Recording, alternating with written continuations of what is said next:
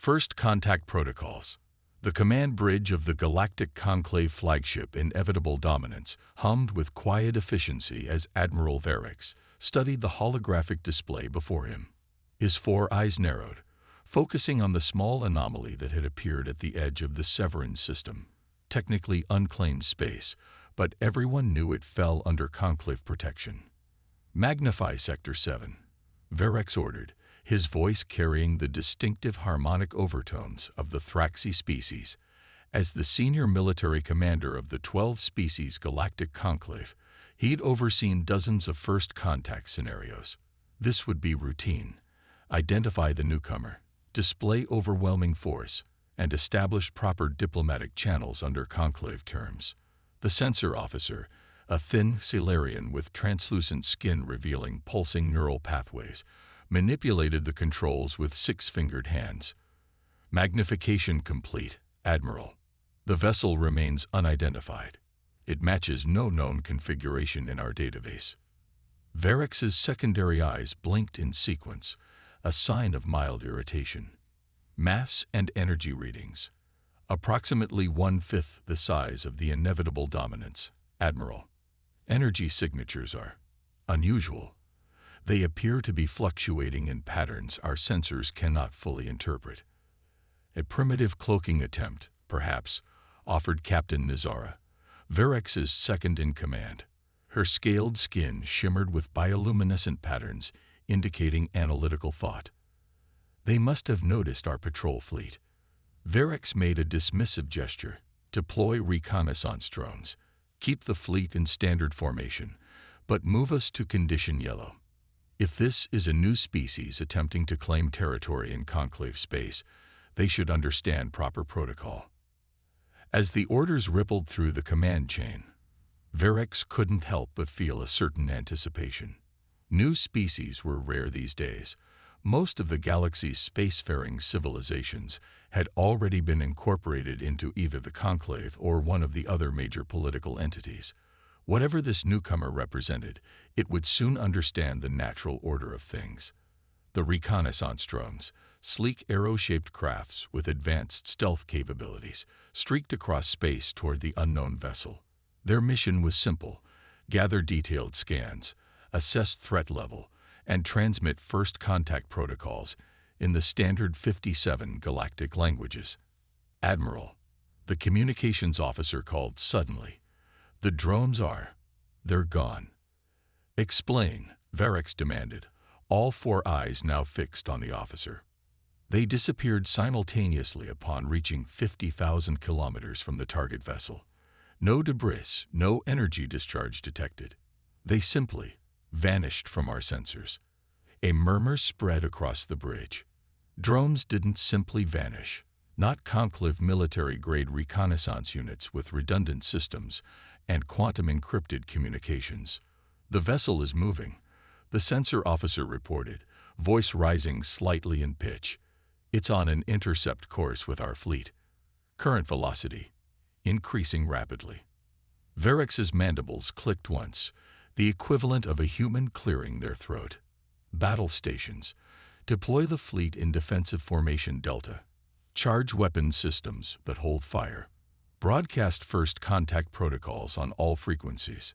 The 12-ship Conclave fleet, each vessel a marvel of combined technology from multiple species, moved with practiced precision into a three-dimensional array designed to intimidate through sheer mass and firepower.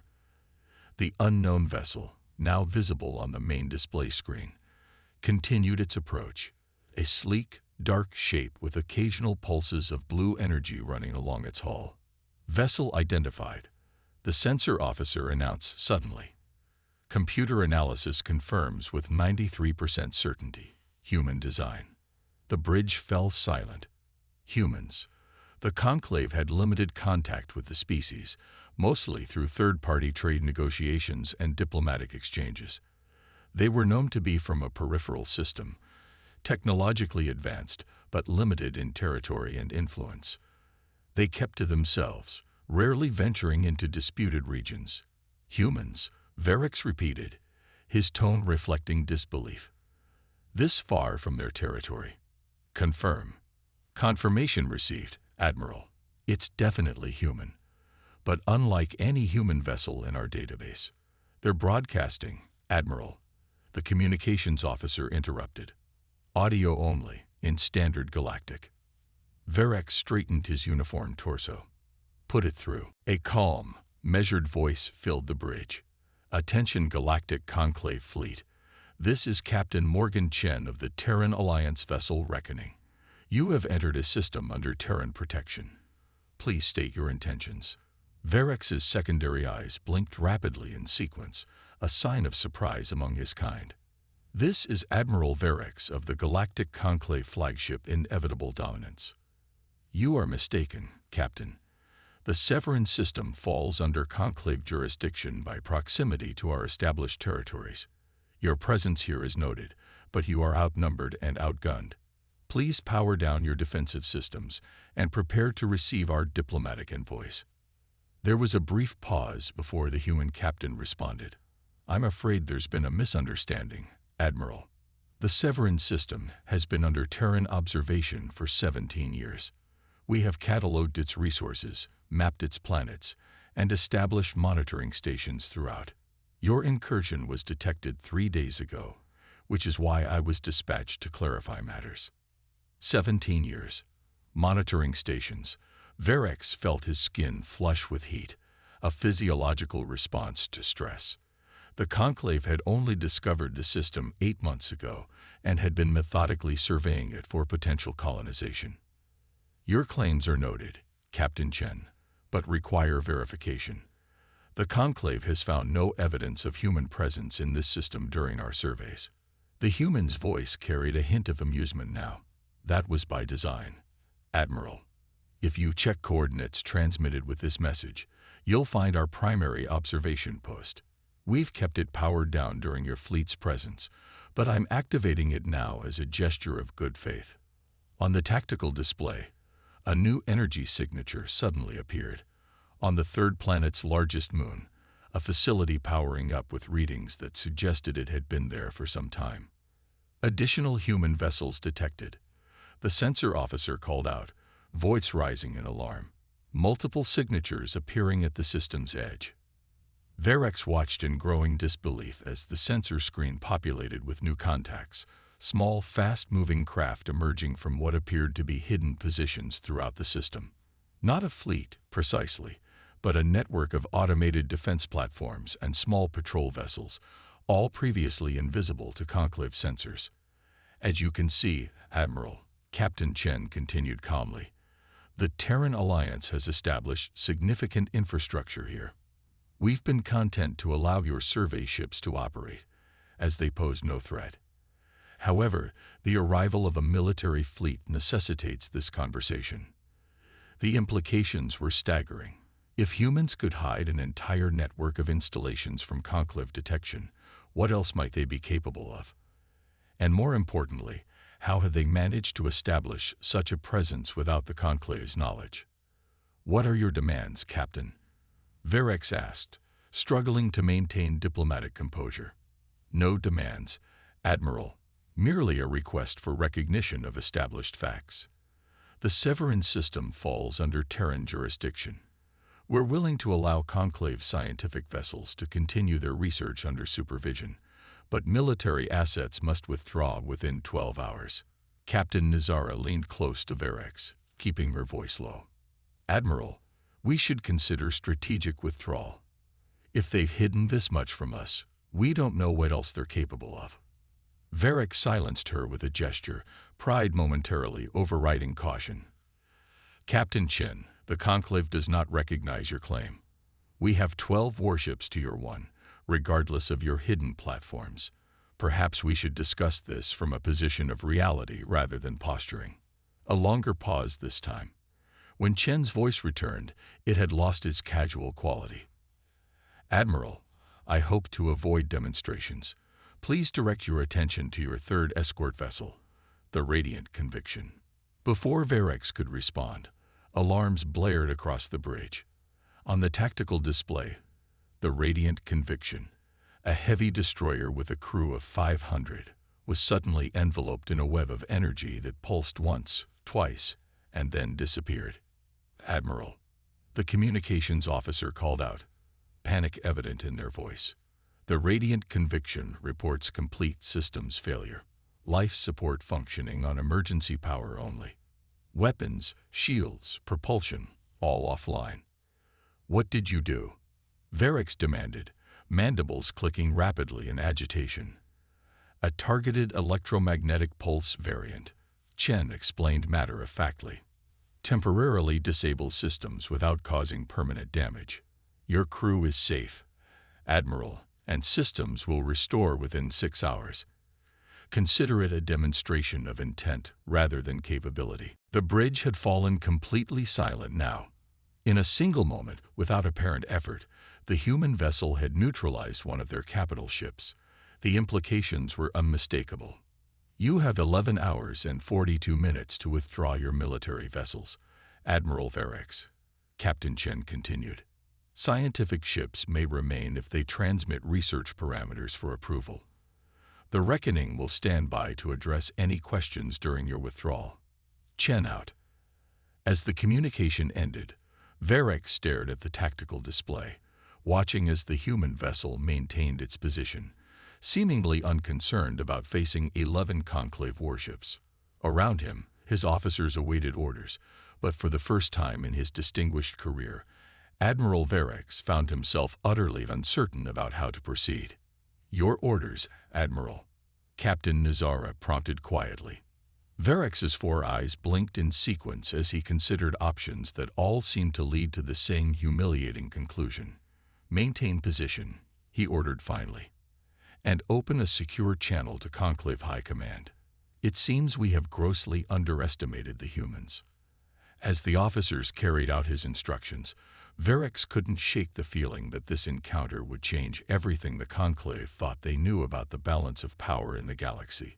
Somehow, a species they had dismissed as peripheral had outmaneuvered them completely, and he suspected they had only seen the beginning of what humans were truly capable of. The negotiation game. Admiral Varix paced the conference room of the inevitable dominance, his clawed feet clicking rhythmically against the polished floor. 6 hours had passed since the human vessel had disabled the Radiant Conviction with seemingly effortless precision. The disabled ship had been towed to a safe position, its crew shaken but unharmed.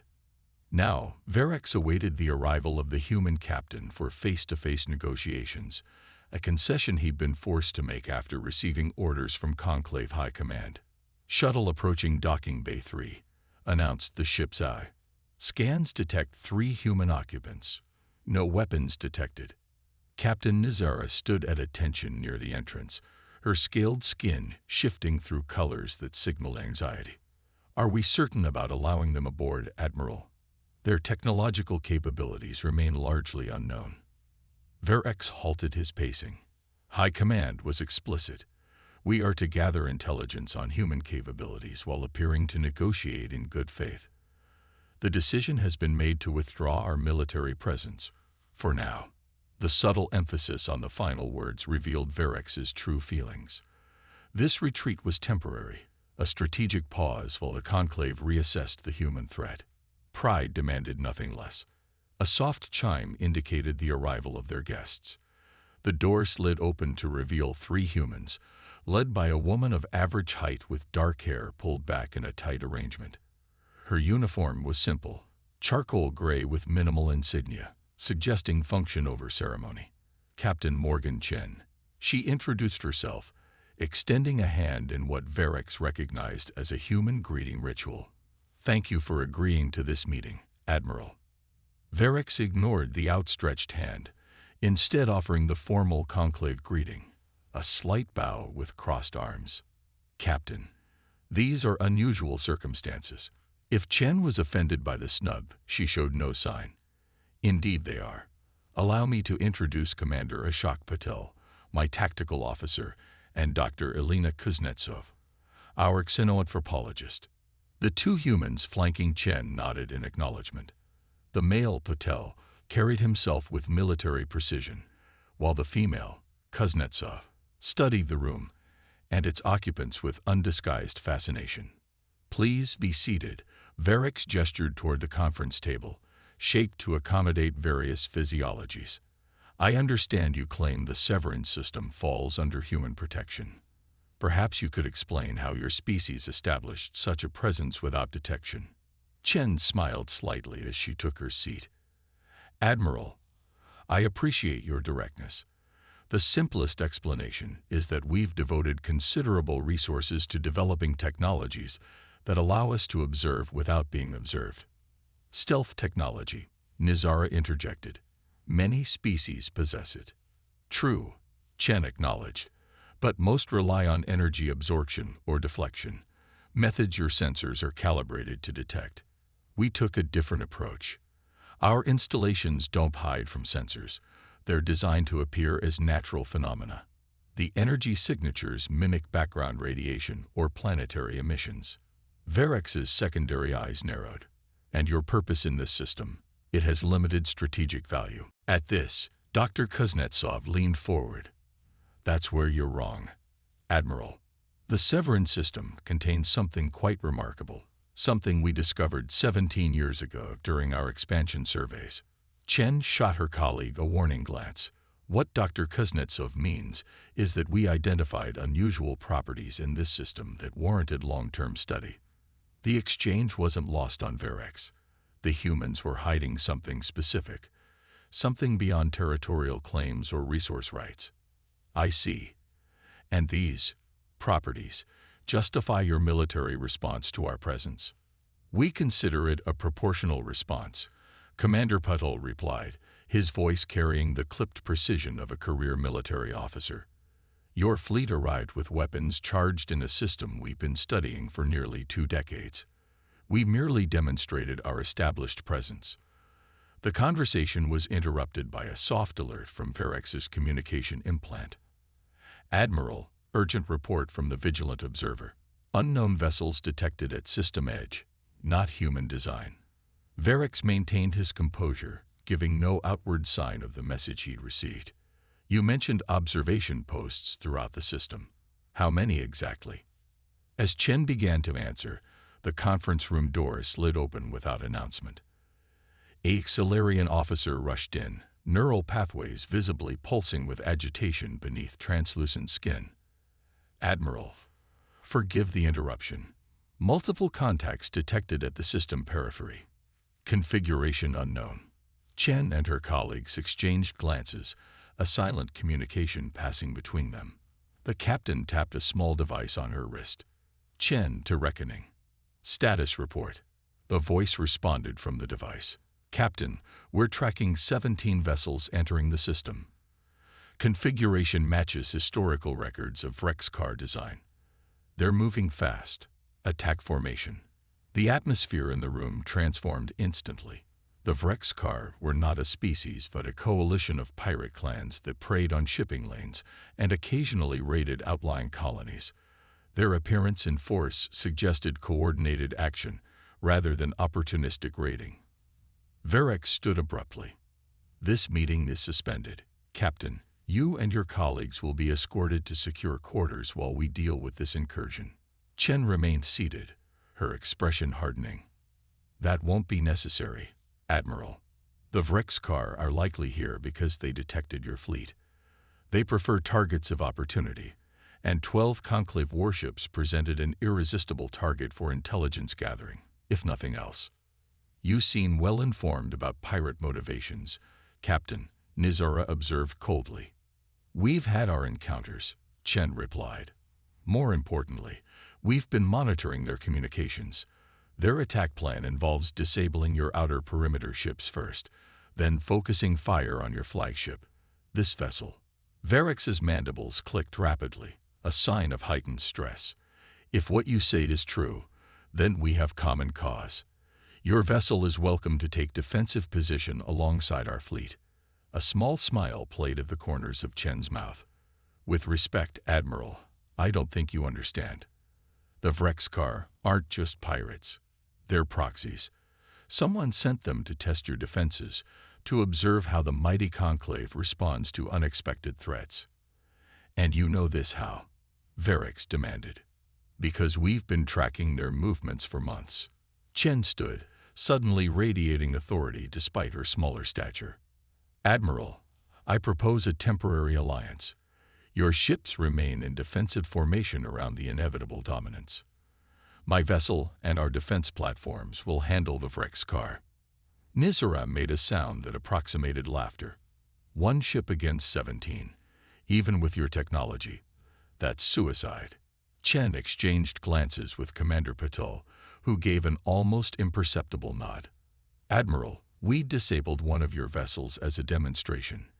That was the equivalent of a warning shot. What we're about to show you is why the Terran Alliance has survived and thrived in a galaxy that initially dismissed us as insignificant." Before Verex could respond, alarms blared throughout the ship. The tactical display on the conference room wall activated automatically, showing the incoming Vrexkar vessels, sleek, predatory crafts moving at high velocity toward the Conclave fleet. "Admiral," the ship's AI announced, "Vrexkar vessels launching projectiles.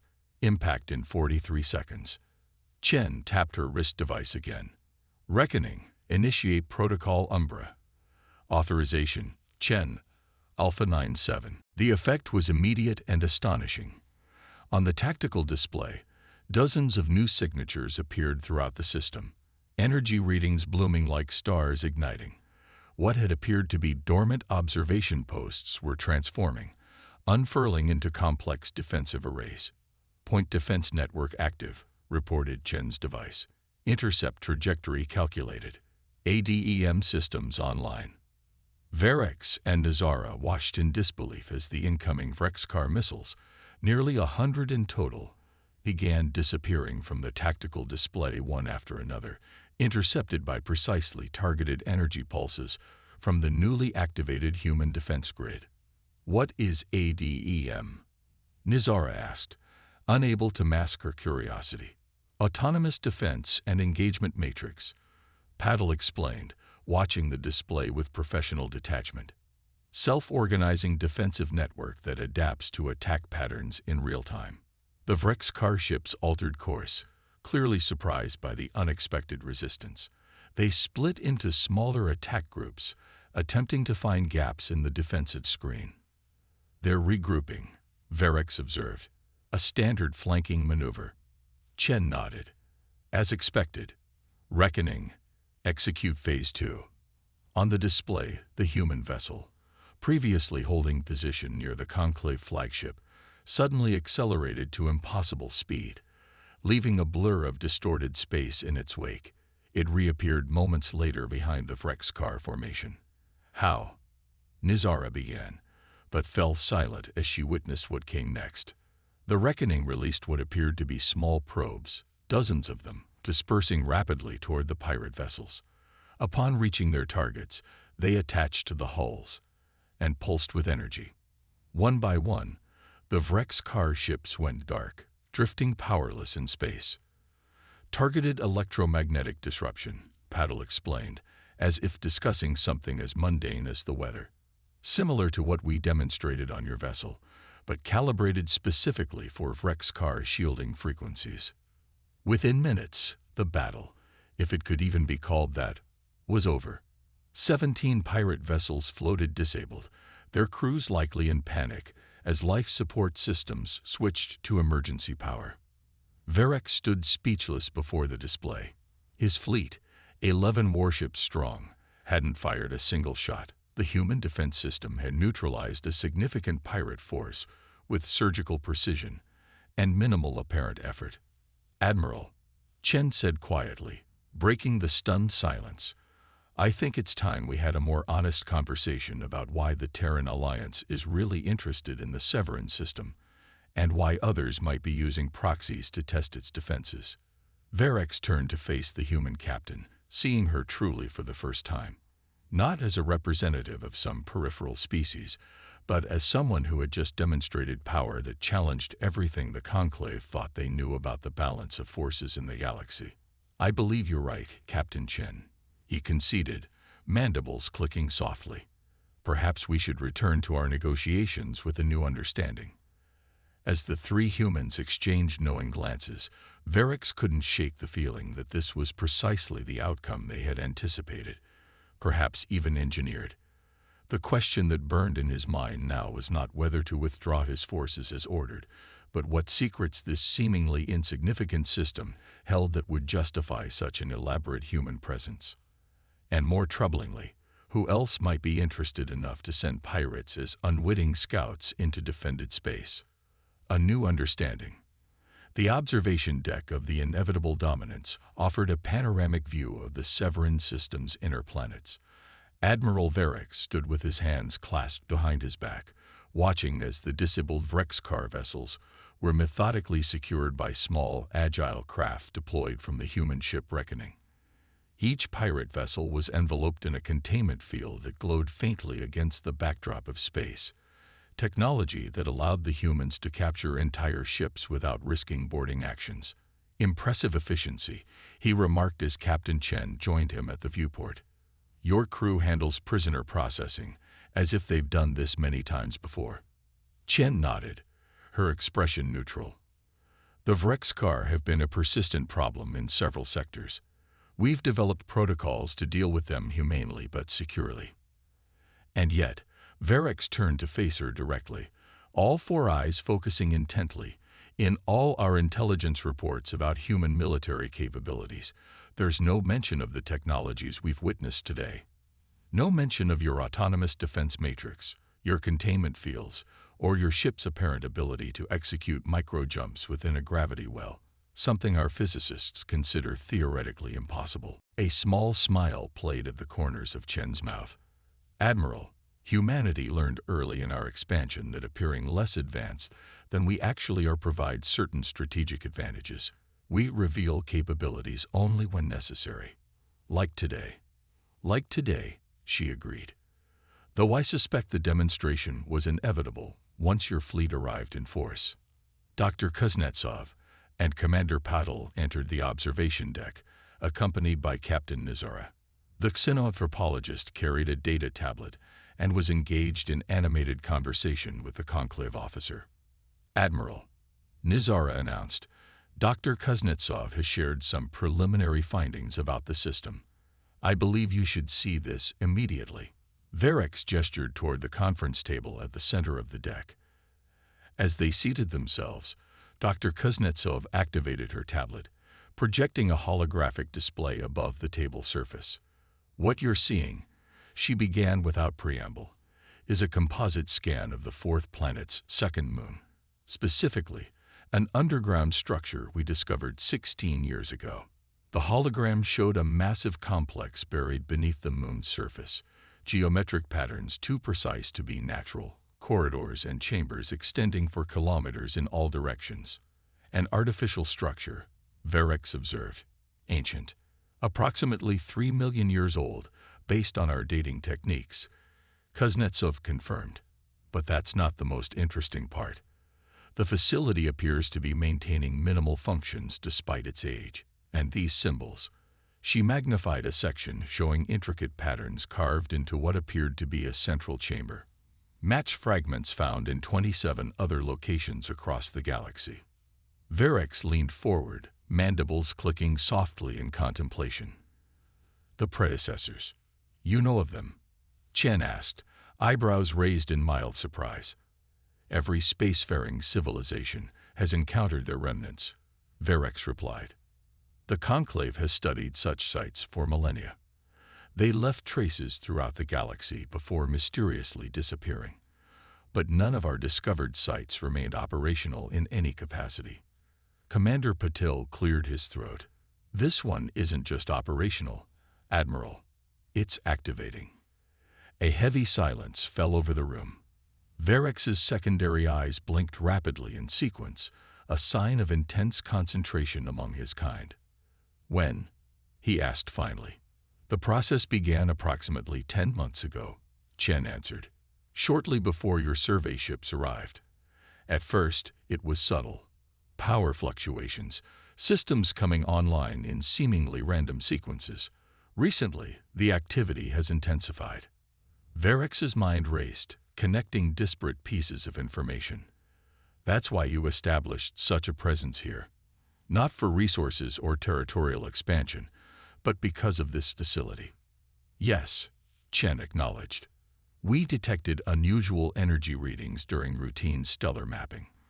Further investigation revealed the structure.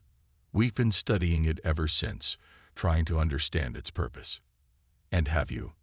Nizara asked. Dr. Kuznetsov manipulated her tablet, changing the holographic display to show a complex network of energy signatures emanating from the facility and extending throughout the Severance system. We believe it's a containment system, she explained, her voice taking on the measured cadence of a scientist presenting findings. Our translations of the limited text we've deciphered suggest the predecessors built it to contain something they considered extremely dangerous, something they couldn't destroy but could only imprison. The Vrexkar, Verex realized suddenly. You think someone sent them here because of this facility? Chen nodded grimly. We've intercepted communications suggesting that knowledge of this site has spread among certain circles. The Vrexkar were likely sent to assess defenses before a more determined attempt to access the facility. By whom? Verex demanded. We don't know yet, Patil admitted. But whoever they are, they're well-connected and well-resourced. The Vrexkar ships were equipped with technology beyond their usual capabilities. Verex stood abruptly, moving back to the viewport. The implications were staggering. If the facility contained something the predecessors, a civilization technologically advanced enough to span the galaxy, considered too dangerous to destroy, then its activation represented a potential threat to all contemporary species. Why share this with us now? He asked finally. You could have simply demanded our withdrawal without explanation. Chen joined him at the viewport, her reflection visible in the transparent material. Because whatever is happening in that facility affects everyone, Admiral. The Terran Alliance is powerful, yes, but we're not arrogant enough to believe we can face every threat alone. History suggests cooperation offers better survival odds than isolation. And the demonstration of your capabilities, the disabling of our vessel, was that also part of your cooperation strategy? Verex couldn't keep the edge from his voice. That, Chen admitted, was pragmatic diplomacy. You needed to understand that forcing us out wasn't an option, and that we could have done so at any time had our intentions been hostile. A soft alert chimed from Kuznetsov's tablet, interrupting the conversation. The scientist studied the display, her expression growing concerned. Captain, energy readings from the facility have just spiked by 300%. The activation sequence appears to be accelerating. Chen's demeanor shifted instantly from diplomatic to commanding. How long? At this rate, full activation within 18 hours. The containment fields are destabilizing. Commander Patil was already activating his communication device. I'll alert the Reckoning to prepare contingency protocols. Verex watched this sudden transformation with new appreciation for the human's efficiency. Captain Chen, he said formally, it appears we face a common threat of unknown magnitude. The Conclave fleet is at your disposal. Chen turned to him, studying his face carefully. Are you authorized to make such an offer, Admiral? In situations of imminent danger, Conclave protocols grant fleet commanders considerable latitude, Verex replied. I believe this qualifies. For the first time since their encounter began, a genuine smile crossed Chen's face. Then I accept your offer, Admiral, and propose we begin immediate joint planning. 6 hours later, the combined human conclave task force surrounded the small moon housing the predecessor facility. The human defense platforms had been reconfigured to create a containment perimeter, while conclave vessels maintained a secondary defensive line. On the bridge of the Reckoning, now serving as the command center for the operation, Admiral Verex marveled at the ship's interior. Unlike the utilitarian efficiency he had expected, the human vessel was designed with an elegant integration of function and form. The bridge itself was a model of ergonomic design, with systems that seemed to anticipate operator needs. The facility's outer chambers have fully activated, Dr. Kuznetsov reported from her station. Energy signatures indicate the final containment barriers will collapse within 3 hours. And we still don't know what's being contained, Varix asked. Commander Patil manipulated the main tactical display, bringing up a three-dimensional model of the facility's core. Our best theory is that it houses a form of self-replicating technology gone rogue, something the predecessors created but couldn't control. The containment systems appear designed to prevent it from spreading rather than destroying it outright. Like a technological plague, Nizara suggested. Precisely, Captain Chen confirmed. The translated texts reference something called the devouring swarm that consumes all in its path. Not particularly specific, but ominous nonetheless. Varix studied the tactical display, assessing their combined capabilities against an unknown threat. Your defense matrix, can it be adapted to contain whatever emerges? That's the current plan, Chen replied. We've reconfigured the energy parameters based on readings from the facility's own containment systems. In theory, we should be able to create a similar effect, at least temporarily. And if theory fails? Varix pressed. Chen's expression remained steady. Then we implement Protocol Omega, collapse the moon's structural integrity, and destroy everything inside it. That seems extreme, Nizara observed. The predecessors were willing to build an elaborate containment system rather than risk destroying this thing, Patil pointed out. If it escapes, we may not get a second chance to contain it. A sudden alarm cut through the tense atmosphere on the bridge. The tactical display shifted, focusing on the facility's core where energy readings were fluctuating wildly. Containment breach in progress, Kuznetsov called out. Something's emerging from the central chamber. On the display, they watched as the final barriers within the facility collapsed. From the central chamber, something began to flow outward, not a solid form, but a shifting mass of what appeared to be microscopic particles moving with collective intelligence. Nanites, Chen breathed. Billions of them. Activate the defense matrix, Patil ordered. Full containment protocols. Around the moon, the human defense platforms pulsed with energy, creating a visible containment field that engulfed the small celestial body. For a moment, it seemed to hold. Then sensors detected the swarm changing direction, flowing toward the surface through the ancient facility's access shafts. They're adapting, Kuznetsov reported, seeking the path of least resistance. Conclave vessels, prepare to implement secondary containment measures, Varix ordered through the communication channel. His ships moved into precision formation, generating overlapping energy fields designed to reinforce the human containment barrier. Admiral, Chen said quietly as they watched the unfolding crisis, if both containment measures fail, you should withdraw your fleet immediately. Save your crews. Varix turned to the human captain, noting the genuine concern in her expression. And your vessel? We'll implement Protocol Omega, she replied simply. The Reckoning is equipped with specialized weapons designed for this contingency. The implication was clear. The humans were willing to sacrifice themselves to prevent the nanite swarm from escaping. It was a level of selfless determination that contradicted everything Varix had been taught about humans being primarily self-interested. Before he could respond, Kuznetsov called out, "The swarm has reached the surface. Containment field integrity at 87% and falling." On the main viewer, they watched as the moon's surface seemed to shimmer, millions of microscopic machines emerging like a metallic tide. They collided with the containment field, creating ripples of energy where they made contact. Analysis, Chen demanded. They're attempting to breach the field through collective pressure, Patil reported. And they're learning from each attempt, adjusting their approach. Exactly as the text described. Kuznetsov added grimly, "The devouring swarm adapts to any defense." Varix studied the tactical display, his military mind analyzing patterns in the swarm's behavior. They're concentrating attacks at field intersection points, the weakest links in our containment. Reinforce those sections, Chen ordered immediately. Redistribute power from secondary systems if necessary. As the crew carried out her commands, Verex noticed something else, a pattern in the swarm's movements that suggested more than simple adaptation. "Captain Chen," he said urgently, "the swarm isn't just attacking randomly. It's testing our defenses systematically, like a strategic mind." Chen analyzed the display and nodded in agreement. "You're right.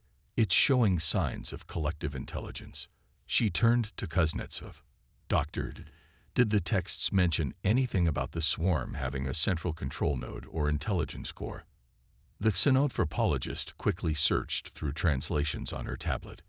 "There's a reference to, yes, a guiding intelligence that directs the whole.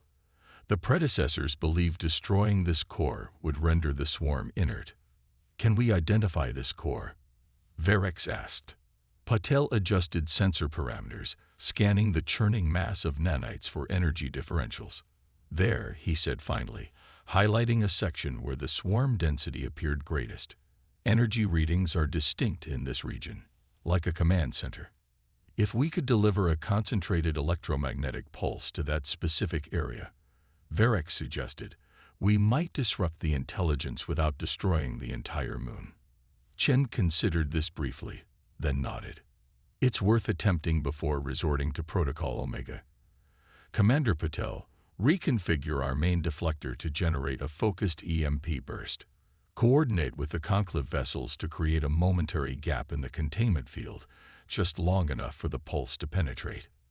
The next minutes passed in tense coordination as human and conclave crews worked together with surprising synchronicity. The containment field continued to weaken under the swarm's relentless assault, dropping below 70% integrity. "Ready on your mark, Captain," Patel reported finally. Chen exchanged glances with Verex, who nodded his approval. "Execute," she ordered. The coordinated maneuver was precisely timed. A momentary weakening of the containment field in one specific sector, followed immediately by a brilliant pulse of energy from the Reckoning's main deflector. The beam struck the swarm's core region with pinpoint accuracy, creating a cascading disruption effect that rippled through the nanite mass. For several seconds, nothing seemed to happen. Then, gradually, the swarm's movements became erratic, uncoordinated. Individual sections began to drift aimlessly, no longer functioning as a collective. "It's working," Kuznetsov reported, unable to keep the excitement from her voice. "The swarm is losing cohesion." "Maintain containment field," Chen ordered. "Let's make sure this isn't another adaptation strategy." They watched as the nanites continued to disperse, eventually settling into inert patterns across the moon's surface. After 30 tense minutes of monitoring, Kuznetsov confirmed what they hoped. "All signs of activity have ceased. The swarm appears dormant." A collective exhale seemed to pass through both human and conclave crew members. Chen turned to Verex, extending her hand in the human gesture he had earlier rejected. "Thank you, Admiral. Your insight about the swarm's intelligence pattern was crucial."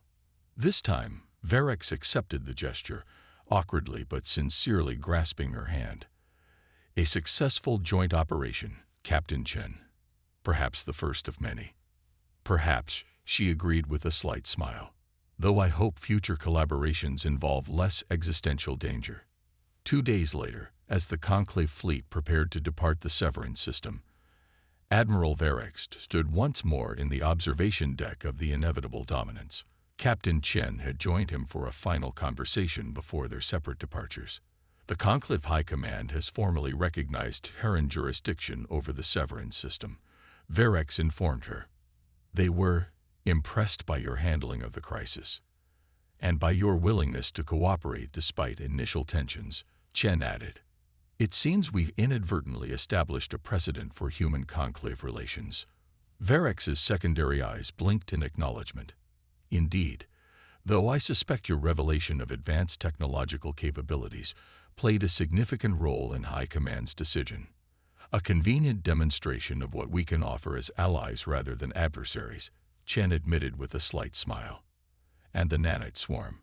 Verex asked. "What will become of it?" "A joint research team will study it under strict containment protocols.